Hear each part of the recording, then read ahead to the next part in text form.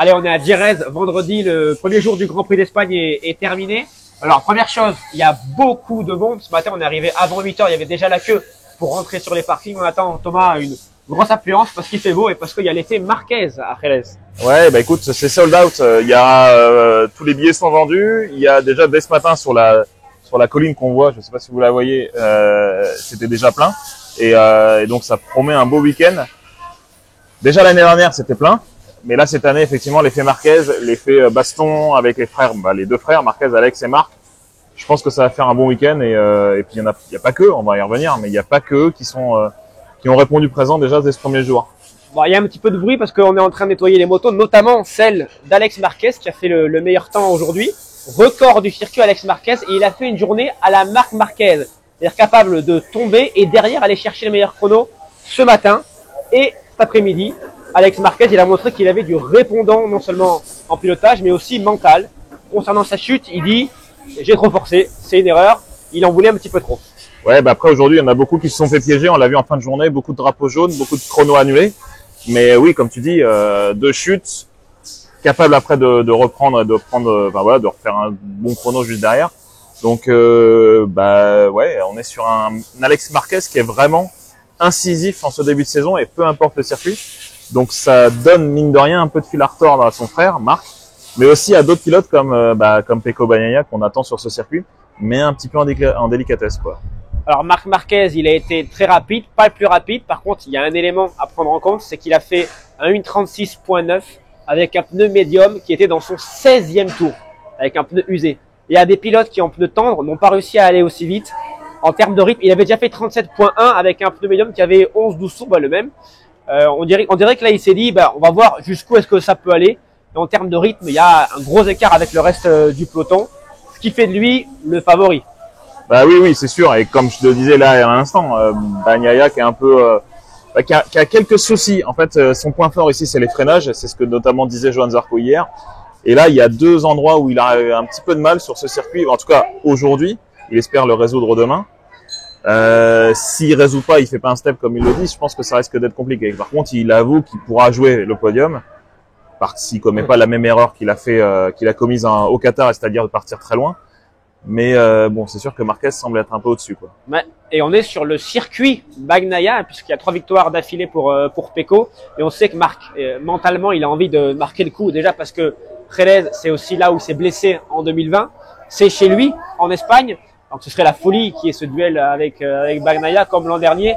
Et que cette fois, il prenne sa revanche. On a hâte, Thomas, d'être à samedi pour voir ces garçons-là en action. Bah oui, demain. Alors après, j'ai posé la question à Bagnaia parce que son gros problème, c'est les sprints. C'est ce qu'il disait au Qatar. Avec le petit réservoir, il a du mal. Je lui ai reposé la question. De toute façon, le vendredi, il travaille sur ça. Il n'arrive pas encore à faire la différence avec ce réservoir. Et surtout, en fait, le gros problème qu'il y a, c'est qu'il n'arrive pas à répéter la situation qu'il a quand il est en course au sprint. C'est-à-dire l'aspiration, la température qui circule différemment sur les pneus et sur la moto. Donc voilà, il espère trouver une solution, mais c'est pas encore vraiment son point fort, les sprints. En tout cas, s'il part loin ou s'il part un petit peu plus loin, comme ce qu'il a fait au Qatar, ça peut être ce serait de bon augure pour Marc demain. Il y a un pilote qui a aussi bien réussi sa journée, c'est Fabio Quartararo. Il y a du monde qui est en train de passer. Bon, on continue. Fabio Quartararo, merci à Audrey Boutry qui se décale à la caméra.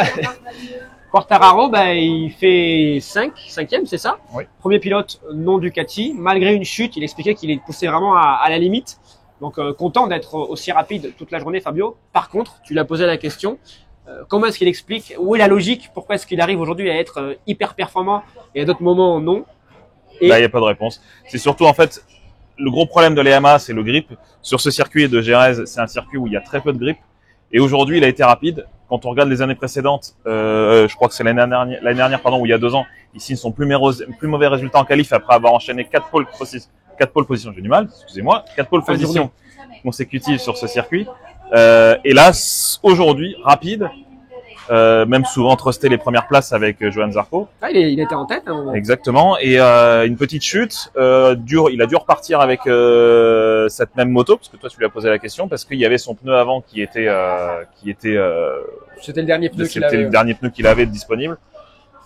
Voilà, il est au rendez-vous. Par contre, si demain il saura pas expliquer si demain s'il est moins rapide ou s'il est plus rapide, pour quelle raison en fait. Donc c'est pour ça que encore des inconnus à résoudre sur ce Grand Prix, sur la Yamaha, même si derrière des tests sont faits avec la V4.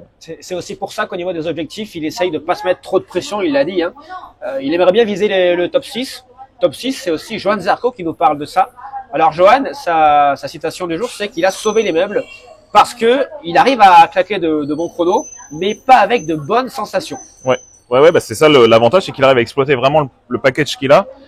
Par contre, si demain il faut faire encore un peu plus, ça risque d'être compliqué de se rapprocher encore des avant-postes. Il est en Q2, donc l'avantage c'est qu'au moins il sera qualifié sur les 4 premières lignes. Il espère se rapprocher du top 6 demain également, durant les qualifs. Et ensuite en sprint, faire un bon résultat, marquer des points. Il pense que c'est possible, malgré encore les problèmes de vibration dont il souffre, le manque de grip, lié au manque de grip, lié au fait que la moto glisse beaucoup. Voilà, donc encore des choses à résoudre sur la Honda, mais il arrive à exploiter pleinement son package. Justement, et on va terminer sur ce sujet Honda. Hier, on parlait avec Johan, aussi avec son mécanicien Christophe Bourguignon. Oui.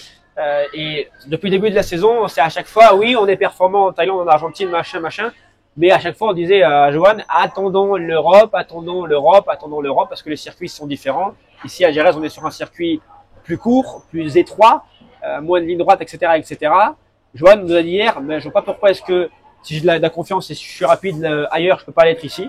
Et c'est un petit peu la confirmation, le circuit confirmation, que si Honda est au rendez-vous à Jerez, c'est qu'ils ont vraiment passé ce cap. Et c'est ce que disait Joan Mir tout à l'heure, c'est je m'attendais pas à être, ce qu'il est en Q2, Oui, Joan Mir, absolument. à être aussi rapide ici. Donc là, c'est qu'on peut commencer à considérer que oui, Honda effectivement a bien passé un cap et c'est pas une question de circuit du Qatar ou de Thaïlande ou quoi que ce soit. Exactement. Même Luca Marini, aujourd'hui, il expliquait encore tout à l'heure qu'il avait, qu'il a commis quelques erreurs aujourd'hui, mais que il avait un rythme qui lui permettait en tout cas de se rapprocher de devant. Donc ouais, toutes les Hondas sont devant. Il faut pas oublier Aleix Espargaro qui a fait une bonne première séance d'essai libre ce matin, en se classant 12e ou 11e, je sais plus, un des deux, mais bon, en tout cas, en se classant bien pour une première entrée en matière sur cette RCV. Donc voilà, les Hondas sont là et c'est bien pour le spectacle, c'est bien pour les qualifs où on n'aura pas que des Ducati, même si tu le disais tout à l'heure, on a toutes les Ducati encore en Q2. Ouais, écoute, voilà, rendez-vous. Désolé, il y a un petit peu de bruit, il y a beaucoup de monde qui est passé là, toute la sécurité du circuit qui s'en va, puisque c'est fini pour nous aussi, on va y aller. Oui. Et on se dit à demain. Salut.